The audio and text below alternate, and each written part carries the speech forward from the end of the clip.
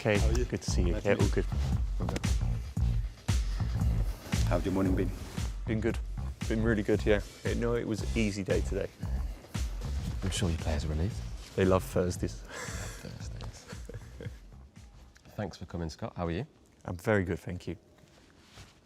So this season in the Premier League, a lot of discussion over the change in tactics, more focus on long throws, more direct style of play, set pieces. Do you agree? What's your take on it? I do agree, yeah. I think you've seen a real evolution of football, really. And I think it's probably progressed that way a little bit more now. It's gone a little bit more in terms of counter-attack, high speed, set plays, which we're seeing a lot of, long throws, like you suggest. And I think this is all part of the evolution of football and how quickly things change in football, really. And you need to stay up to speed with it as a coach as well. You've coached 3 clubs that have all been promoted to the Premier League. You've got that experience, and that combined, is that helping you this season, and how so? It's definitely helping me. Yeah, I think like anything really, the coach I was probably 3 years ago when my first job to now is learning from experiences, learning from my experience in the Championship, where we've been obviously pretty successful, learning from my experience in the Premier League as well.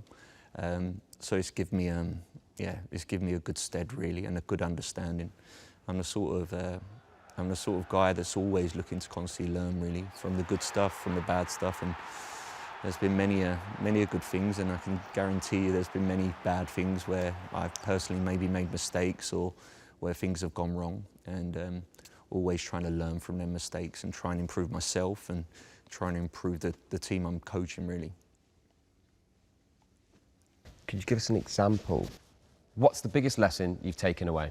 I think the big takeaway, or certainly the biggest step, which I've experienced, is probably the step up to the Premier League. And obviously in the Championship to the Premier League, there is a big step really. And you have to adapt massively. You have to probably deal more with the psychological element of the team, because the team coming out of the Championship, for instance, us last year, we lose two football matches all year, concede 16 goals and gain 100 points. There was a lot of success. And with success brings a happy mindset, a happy football club.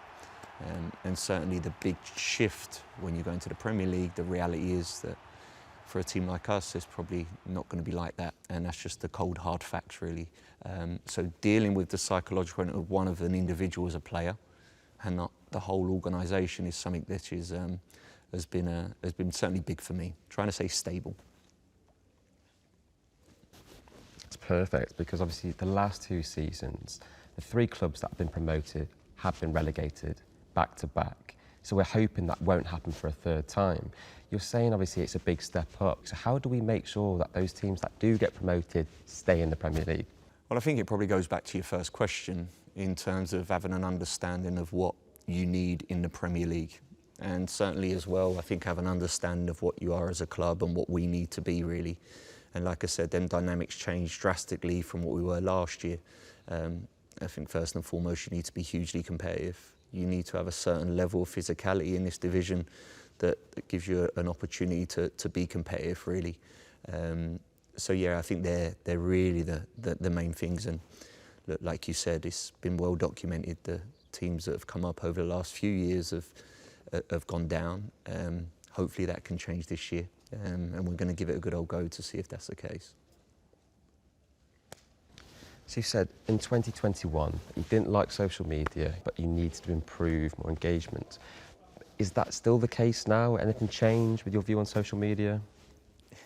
This is where I need to be careful. No, it's not changed. It's not changed one bit. Personally, for me, it's not changed.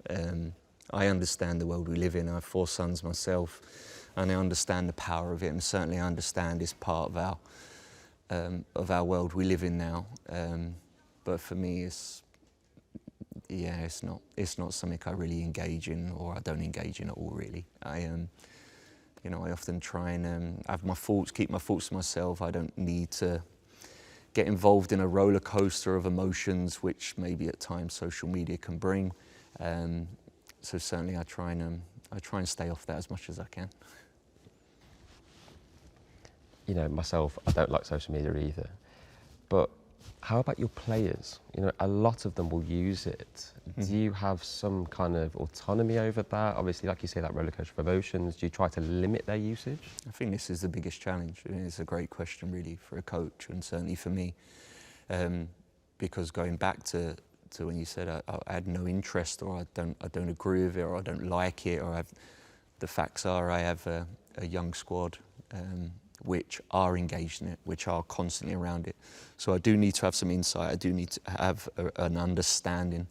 And again, I am conscious of that. I'm conscious of at times maybe engaging with players, talking about certain things, and probably just putting my spin on how I see social media to maybe try and educate a little bit. Things get taken out of massive context these days, and probably social media brings that to the forefront, really. So probably at times sound a bit like a dad when I'm speaking to some of them, to try and educate them a little bit, or try and give them an understanding of how I maybe see it and a different view on it. So I hope that works a little bit for them. Amazing. Well, thank you. I've really appreciated this chat. Thank you, Ralph.